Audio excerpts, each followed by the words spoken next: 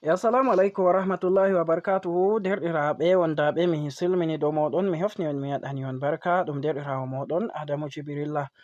Naam derɗiraaɓe, mi yiɗi mi holla on sirriiji seɗɗa nder WhatsApp deydey ɗuɗɓe hirritata non man ɗo. Mi yiɗi mi holla on deydey laawol ngol on tokkata. Goɗɗo yerɓana on vokal, on heɗita ngol, goɗɗo man hollatamo on heɗiti vokal maako may.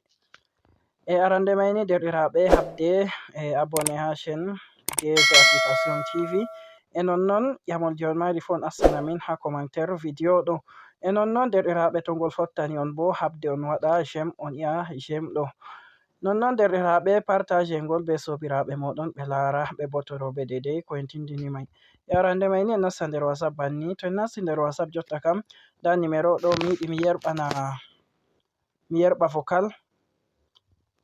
En laaran to goɗɗo yerɓi vokal ɗo, to goɗɗo laari ngol ɗum joɗan toɓɓon blue banni, nonnon to o heɗiti bo ngol fu ngol warta. To mi yofi banni ngol dilli, to sei mi vurta. Donc na mi tammi on laari nda vokal wol wari ha ɗo. Jonta kam vokal wol may to mi yi'i dow ɗo ni wartan toɓɓel blue, holla mo min nani ngol. Sei mi wara mi klika dow maagol banni, sei mi yi'a dow partage. Mi wara mi ɗafta numéro am, nda numéro am min may, sei mi wara mi yerɓa ha ton, sei mi wara mi heɗita ngol ha ɗo. To jonta kam mi yerɓana lamba am ɗo vokal.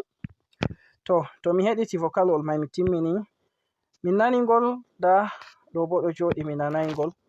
To en lorti ha WhatsApp ni go bo on laaran mi laari vokal maako may amma mi heɗitay ngol, o reena sei wakkati mi heɗiti ngol fu mi reponda mo. Mi tammi on faami derɗiraaɓe, sen meɗen je DZ Application ɗo yaha inchallah. On habda on abona, nonnon on partaja. To min yerɓi link ɗo on on klika dow ton banni on yi'a dow ɗon partaja na sobiraaɓe moɗon.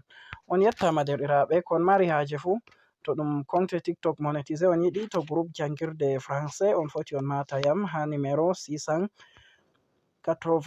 39 11 42 ngam laabi WhatsApp.